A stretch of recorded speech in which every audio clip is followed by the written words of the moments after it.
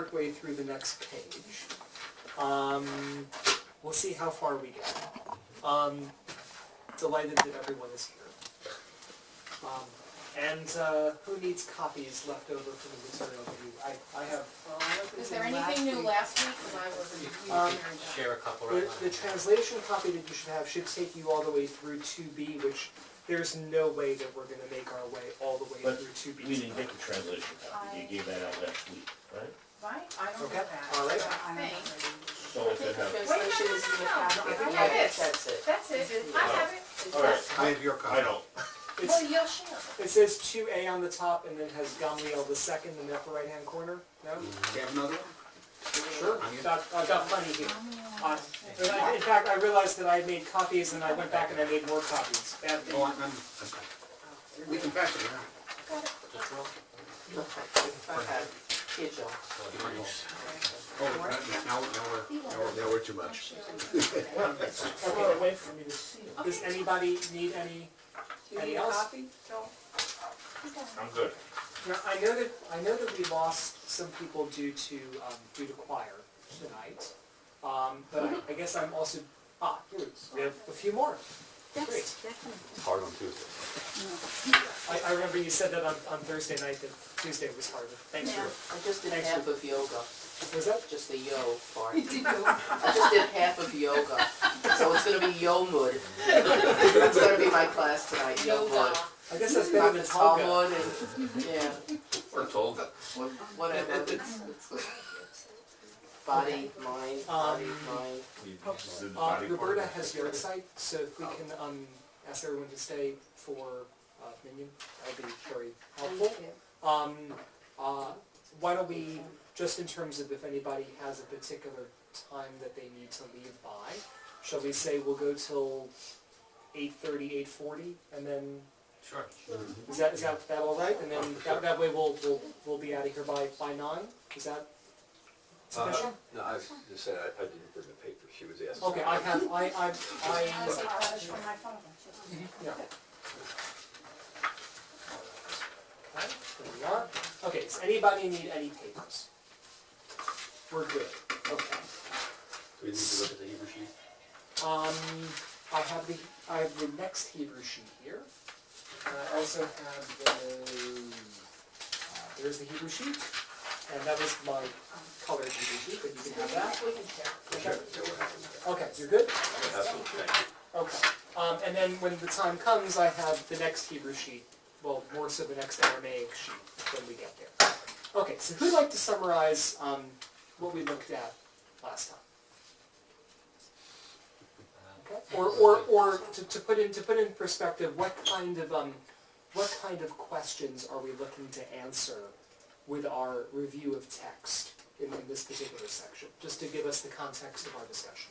It was all about Shema Uh-huh. and all of the different questions related to when the parameter of the times of when Shema should or could be said.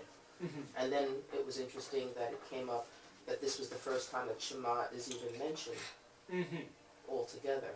Yes. Okay. I was sort of taken by the cavalier aspect of the Talmud, how it's somewhat anecdotal. Uh-huh. And one rabbi said this, and the other one was sleeping, and he woke up and he said that. Uh-huh. I mean, how do you write about that on purpose for so many years? And Right. I thought that was, That was the Saturday, this excellent Shabbat morning that we looked at in terms of, yeah. but this was good, it's real. Okay.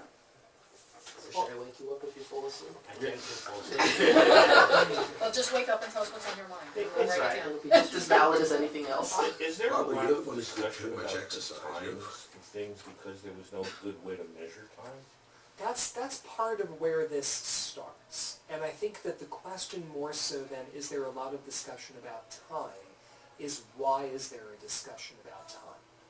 And the sense of the why, at least as I've come across in my reading, is how do we make sure that we serve God in the proper way at the proper time now that we're not regulated by the rituals of temple sacrifice.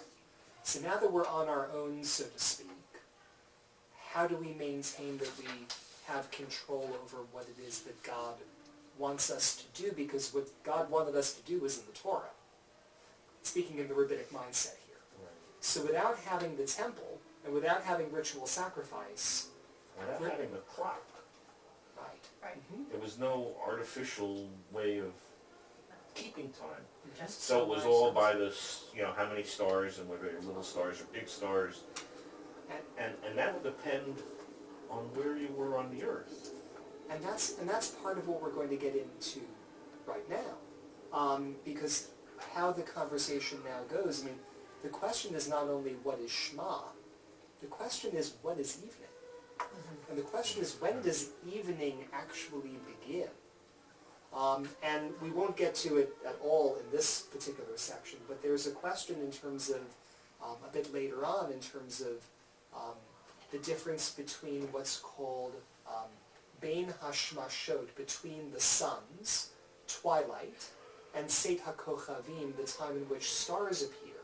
So it's almost as if there's sunset, and then there's between sunset and dusk, which is twilight, and there's also then the time when the stars appear in the sky, which is dusk or nightfall, and then nighttime.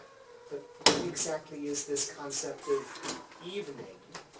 And which takes us right back to the original question, what time does one say the Shema in the evening? You almost want one of the rabbis to ask, really, you're just saying, what time do you say the Shema at night? But they've asked the question, evening, which yields a whole other complex analysis of the word choice, and they can't go back to the rabbi from 300 years ago who used the word evening, which then creates this exercise to try to unpack it. Well, could it be something to do with the fact that night, there's a dividing line in the middle of the night where today becomes tomorrow, so you actually have to do it in the evening to guarantee it's in the same day. But what is evening? Well, evening's before night. And then, But the day Here we didn't go. change in the middle of the night. Well, the You said day it changes starts. at midnight. Well, that's For now. us. No, the day Day- changes. Yeah. in the evening. In the evening, the night, sunset the night before, sunset, Uh-huh. Right. Like lighting Is- candles, you mean? right, well, But I'm assuming that the reason that they were so concerned about this was because they wanted to make sure you said the prayer every single day. And if they had the time definition to be night, then it's possible you could screw up and do it after the transition, and then you said it twice in one day, but not in the day before. So here's something interesting as well. Well, yeah, you screw it up. No Traditionally speaking, statutorily speaking, how many times a day do we pray? Three. Three. And what's the order of the prayers? Shacharit. And, No. No? Smart. Ma'ariv, Shacharit, and Mincha. Mincha. That if you're Okay. going to list the order of Trick question, prayers, yeah, right. Yeah. evening, Right. morning, afternoon. And the new day begins at the evening based on the verse that we looked at last time, because Genesis begins Vayihi Erev, Vayihi Voker. There was evening and there was morning, and the rabbis used that as a proof text to actually offer the perspective that the evening comes first. So the question is, if evening comes first, then at what point does the new day begin? So does the new day begin when the sun goes down, during twilight, or at dusk when the stars appear, and that has to be qualified? So in the Amidah it says evening, Arab Boker Tzachariah, right? Yes. But the English translation in our book It says The little morning, red noon, and box. night. says morning. Well, that shouldn't be, I never right? caught That that. shouldn't- Excellent. Excellent. But isn't that such a deviating, stark conception that we have as a people? I It'd be mean, different. I mean, and it all goes to Genesis, right? It all goes to the creation story. The idea that the day, that everything starts at night, the newness, the transition is the night for the next day. So, I mean, doesn't it show kind of this conflict? I mean, even that it's represented in the way a Jewish prayer book should be translated. I think it was very, just a natural, unthinking device that they said day first, and then It isn't creation, God creates the light. It's not that there's the light and God creates the darkness. Right. Well, darkness is the Darkness absence is of light. there, right. Okay, so Well, but it could have been the other way Chaos, around. chaos. There's no particular reason. is it a Tohu Vavohu is there first. Uh-huh. And Tohu Vavohu could have been in the midst of light. is it a Christian thing I don't for, think so. for midnight? Like, Actually, it was, was Babylonian? it used to be noon. It was, the day changed at noon, back in they changed it to midnight at sometime in the last few centuries, but it was noon at one point. So, it's subject to change in common vernacular. It's, what we do for liturgical purposes is different. I'm just wondering if midnight is a Jewish concept. I don't think it is. Well, there's chatzot, There's there's the word chatzot, there's chatzot, and that means halfway halfway, through the midnight, that's the word in Hebrew, But- half night. But so what? I mean, it's not the Well, just beginning that of it's the day. there. No, right. It doesn't prove that that's the beginning of a day, it just proves that there's a concept, that there's a sense of in the middle of the night. So, when this was written, midnight wasn't a big deal. Maybe it was. Didn't seem like. I'm trying to Midnight, midnight becomes, if I can, midnight becomes a bigger deal when one is actually concerned, not really with midnight, but with midday. And in terms of when afternoon begins, because of the allowed time for the afternoon prayer, because one wouldn't want to pray the afternoon prayer while it's still morning. It's the same thing, the Yeah. other side, Uh-huh. it's just the reversal of the same Because- issue. Because the belief Yeah. is that one can pray the afternoon prayer 6.5 Jewish standard hours. I say Jewish standard because the term would be halachic, Jewish legal hours. 6.5 hours into the day until sunset. So I'm already giving away the answer by saying you can pray the afternoon prayer anytime from 6.5 hours to sunset. Right, we talked about that in the prayer class. And on top of that then, though there are some rabbis who won't pray the evening prayer at sunset and who will delay until nightfall because then they'll know that it's truly night at the time. And on Shabbat, you have to wait until it's dark to allow for there to be extra time between sunset and dark to pray the nighttime prayer. So different days of the week have different circumstances also. We're getting a little bit farther afield with great questions. Roy, did you want to? No, I was just wondering, I know how you can determine high noon. That's kind of straightforward. Uh-huh.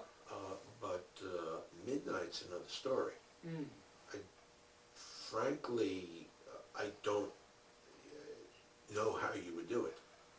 I mean, you would have to do it with a water, either you're flipping the sand That thing. sour or- glass or- Yeah, and you would, certainly not as accurate as you would get noon, so They can do it astronomically on a clear night. I'm not sure you can. After they figure it out by, I'm not sure you can.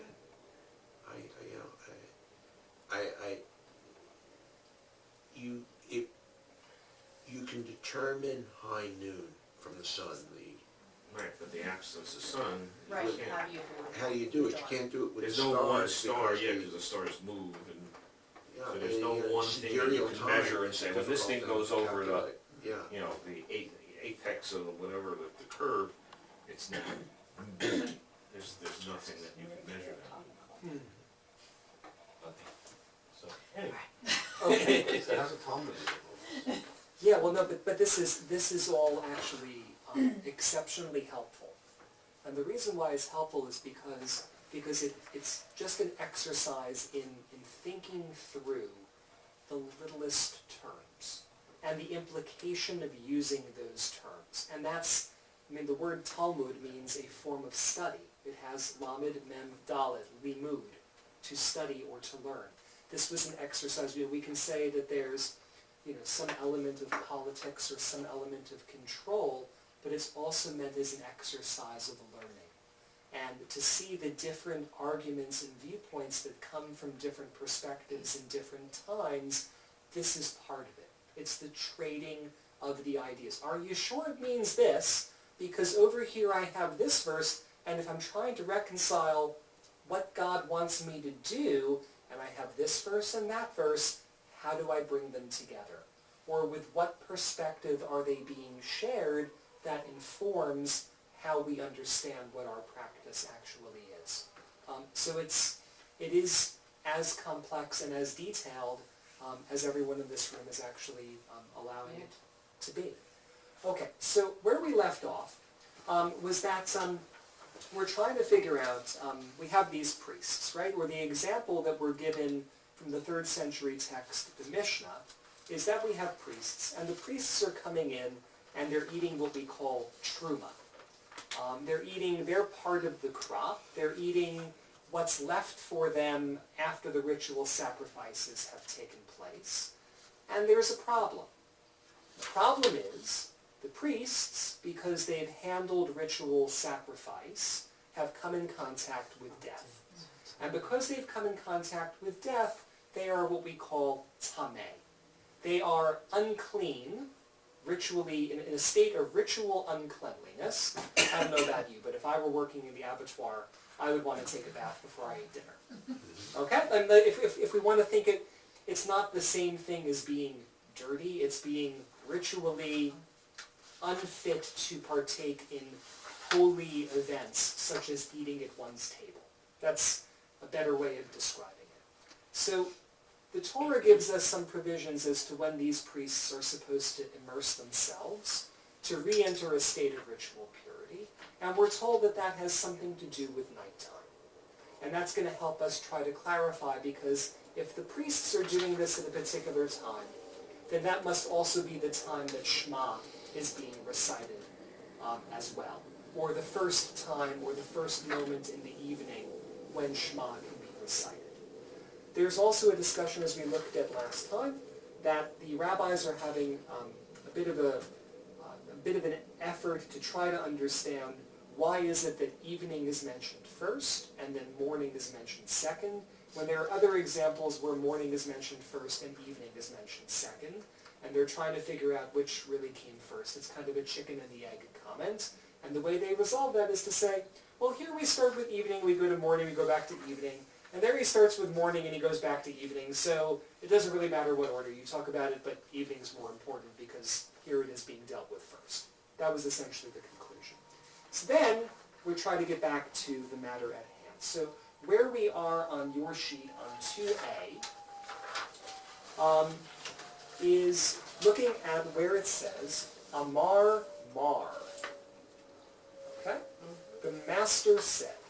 Okay?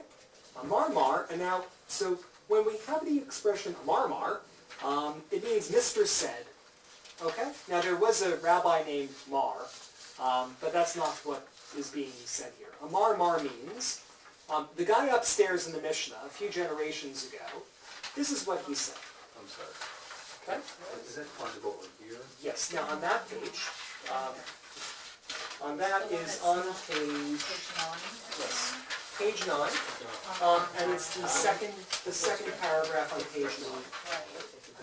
Okay, sorry, good teaching strategy, always announce the page that we're on. That's 2B, actually. Right. We're still on 2A. No, that's where to be starts. We're on here. Oh, okay. Right. Is The bottom page says 2B, but it's really 2A. Yep. is everybody on the same page? Everybody knows where we are. We're on page 9. We're in the second paragraph. Okay? Amar Mar. Okay, so now we want to get back. We've discussed this issue that sometimes the evening comes first and the morning then comes, or the morning comes first and the evening, but let's actually get back to our Mishnah. Okay, so we have a comment here where the Gemara, the Talmud, is going to try to bring us back to the original text. Okay, the hour in which the priests enter to eat of their truma. Okay, so the priests are coming in to eat dinner. Okay, so then it says, Michdi kohanim emat ka achle truma. Okay, so referring to when the priests are entering to eat of this particular truma, well, misha'at seit hakochavim. let this be the hour of the time in which stars appear. Okay, so when do the priests come in? What is the Gemara hoping the response is going to be? What time should we be saying our prayers? Seit HaKochavim. That means the time of the going out of stars, or where you can see stars in the sky. So when would that be? That evening? Or night. I think it's night. That's night. Okay? Okay. Right. So That's the 3-star rule? it becomes the three-star rule. This is the big stars or the little stars. Put on the 3 stars. It's There's whatever a whole you discussion say. Right now, about it's that. just, at the end. 3 big ones. Okay? Seit HaKochavim.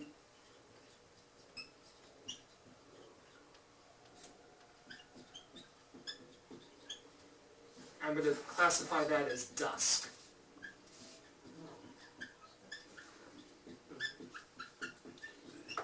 Big stars first, and then the Yeah. little stars come Okay? Yeah. This markers are kind of Right. going to be toasty. Okay. So then, what he says is, okay, so what time do they eat? They eat at Seit HaKochavim. They eat at dusk. Okay? Litnei. So let the guy upstairs in the Mishnah, let him say Misha'at Seit HaKochavim. Okay? Now, then, so really what he wants it to say is, okay, if the priests are eating when the stars go out, then all you have to do is go back and establish that the Shema is recited when the stars come out. And we're done. We're fine. But we're done. Because Talmud doesn't work that way. And where an idea can be disputed, an idea is disputed. Okay?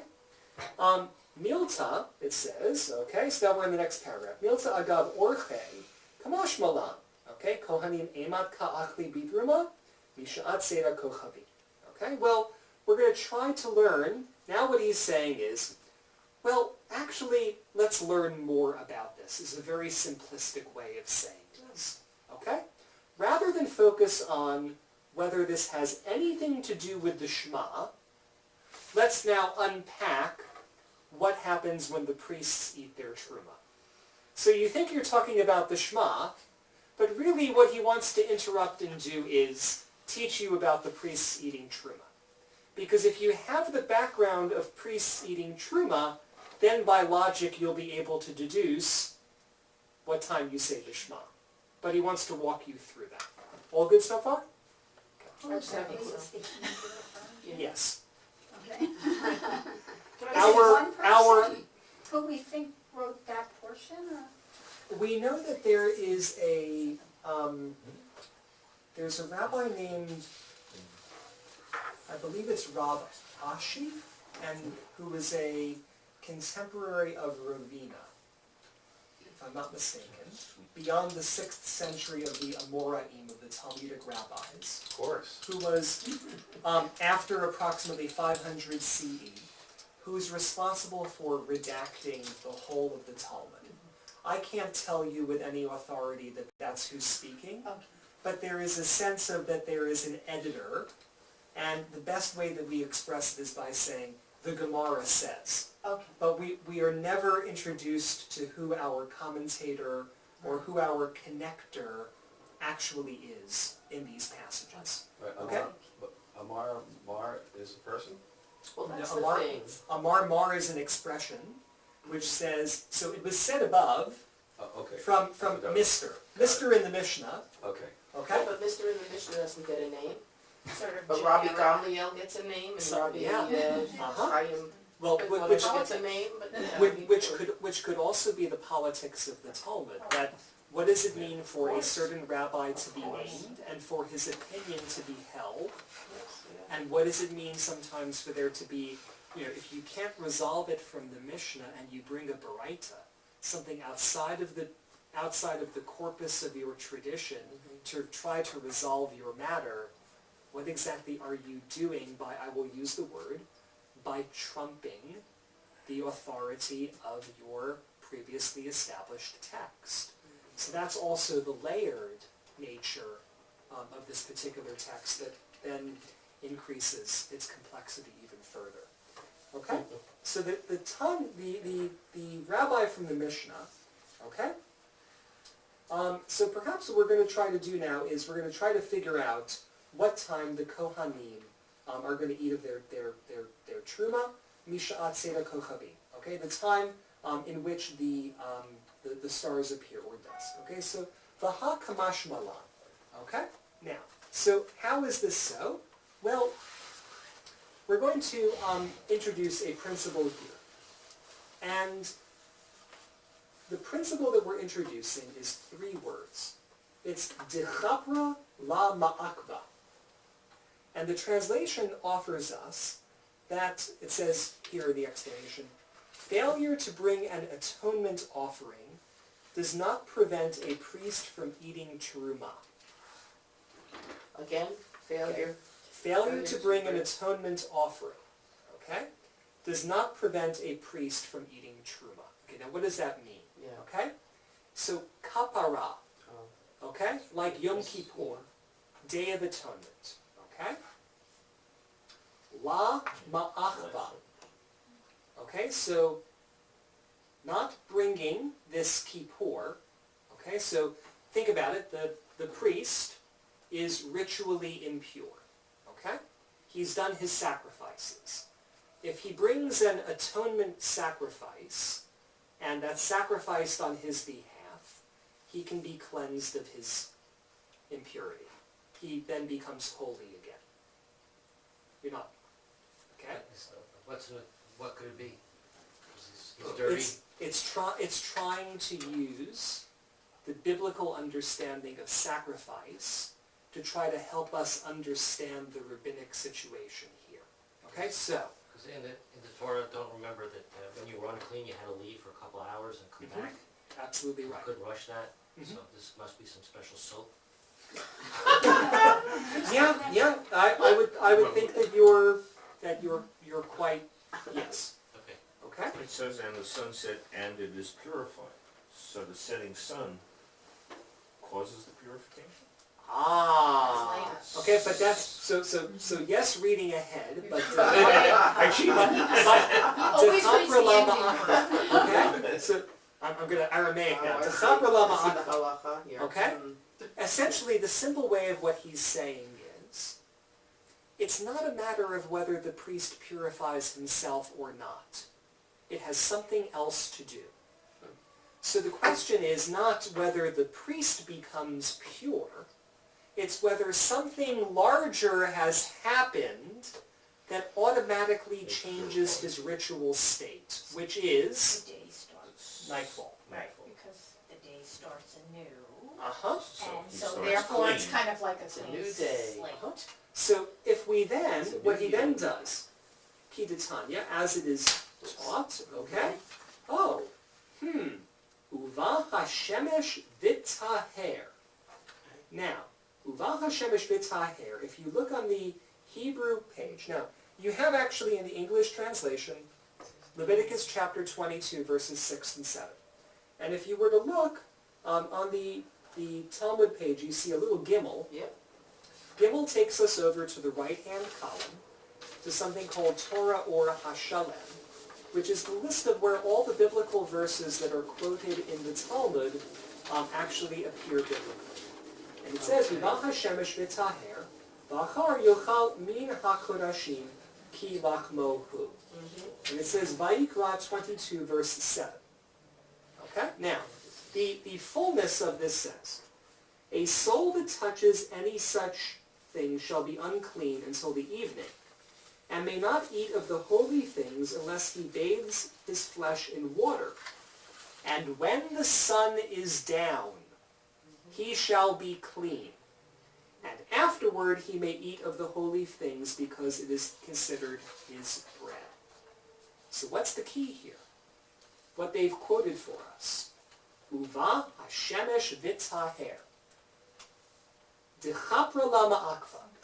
Whether he brings a kapara, whether he atones or tries to ritually change his state on his own through sacrifice or bathing or something like that, irrelevant.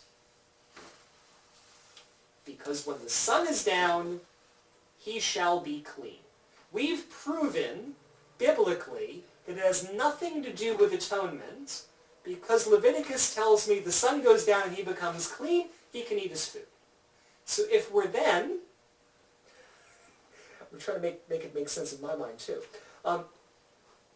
So if that's the case, and we're working with at what time do the priests come in to eat of their meal, that happens when the sun is down, then at what time do we say the Shema in the evening? Only based on this material.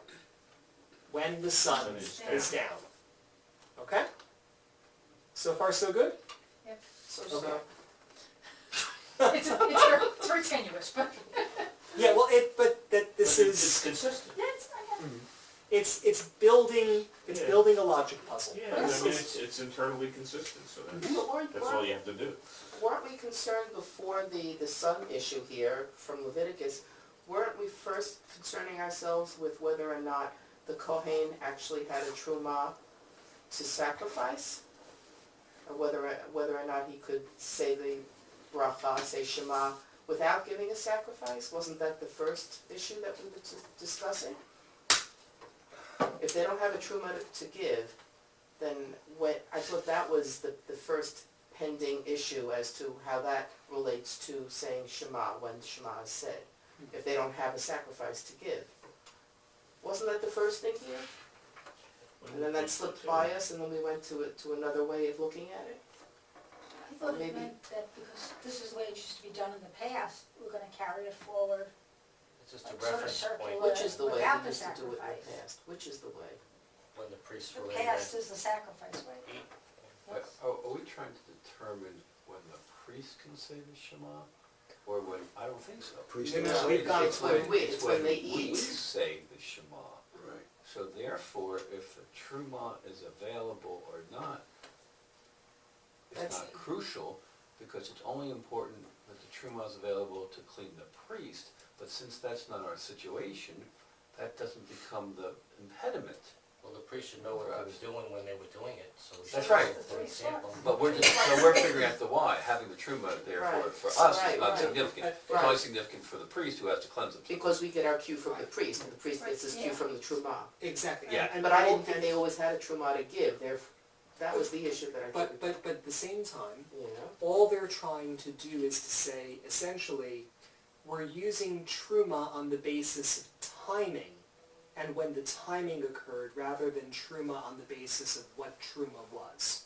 This is not Okay, about purity, okay. this Yeah. is about timing of the Shema. Exactly Okay. right.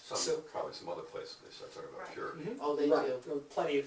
Oh, they do. Lots of And so the idea is, because we're given a time in this verse when the sun is down, but we don't yet know when the sun is down, as we're going to see in the next few lines. We know that he's clean when the sun is down, so therefore he eats when the sun is down, and if he eats when the sun is down, that means that we pray when the sun is down. That's essentially now. Who's running back and forth to tell us we should be saying Shema? And who's watching them eat the truma? I mean, are there special shlichim, messengers that are doing this? Great question. I found something, it's on page 2b when we get there, Okay. but I found something in the Tosafot a couple of hours ago when I was prepping this, in the middle of helping Hannah with her Hebrew homework. She's writing Hebrew sentences and doing Hebrew on the computer, and I'm making Talmud notes. She's like, "What's Talmud, Daddy?" Next week, Hannah.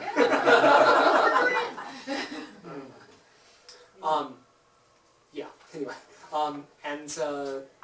there's something very interesting about praying and eating that's mentioned on 2b that we'll hopefully get there before the night is out. So the issue of evening, morning, afternoon, or that sequence now has been put aside. Yes, because now we're talking about exactly. We've gone lateral, and by going lateral, we're talking about what the priests are doing to try to then somehow bring back the concept of time by deriving time from the ideas and practices that they were engaged in. So it's So almost that like other portion we can just basically put aside as in forget, ignore it. It was in some ways maybe it was necessary, but once you get here, forget that stuff. Yeah, I think what's going on is that we have the construction here of, let's have a history lesson. And in that history lesson, let's understand what the priests did by way of teaching something in addition to what we're teaching as our main lesson, and hopefully we'll be able to get back to it. Hopefully. Sometimes it gets back to it, sometimes the tangent goes so far afield it loses its train of thought. Okay? So it says then, okay, so Uvach Hashemesh B'Taher, so the verse is, okay, and the sun goes down and purifies, okay? And yes, and purifies. Now, Bi'at Shimsho Ma'akvato Mila Echol B'Truma, Ve'in Kaparato Ma'akvato Mila Echol B'Truma. Okay? The coming of the sun, Bi'at Shimsho means the setting of the sun or the coming of the sun, so the descending of the sun, or the fact that the sun has not set prevents the priest from eating his truma. So if the sun is in the sky, he can't eat dinner. Oversimplified. Once the sun is gone, because the verse says, when the sun is down, he shall be clean. Once the sun's out of the sky, we're good. Have a steak. Okay? But the absence of the kapara does not prevent him from taking truma. So if he hasn't been purified by any ritual means, that doesn't affect what he does in terms of his truma. It has only to do with the sun in the sky. Okay? Now, then we have to try to figure out. Okay? Now, umimai dahai. Okay, so where do we understand Uvah Hashemesh? Yes, Barbara, that's where this becomes a little bit exasperating. Okay? Because it's like, I thought we just reached this conclusion. The sun's not in the sky. So now we have to ask the question, what does it mean for the sun not to be in the sky? And then once we've asked the question, what does it mean for the sun not to be in the sky, then we have to try to figure out, does that mean that that's evening? Is there a second page to this? Oh, Should come there's... to the- Okay, we'll get there, And okay? this is only on the first page of the Talmud? Yeah. Yeah. Okay. Yeah, Getting to the bottom. and to let you know, when I'm doing my nightly reading, I'm not reading it in this level of depth. I mean, this is one of the reasons why this is a series of books that's meant to be studied and discussed and unpacked and questioned and thoughtfully argued and disputed. Because having a conversation about it makes it come alive in a different way than just reading it and trying to absorb it. So you have to allow yourself to be challenged by the material and be challenged by someone else in that learning process. Now, okay, so we're going to now try to unpack Uvah Hashemesh. What's Uvah Hashemesh? That's our biblical verse. And the sun comes.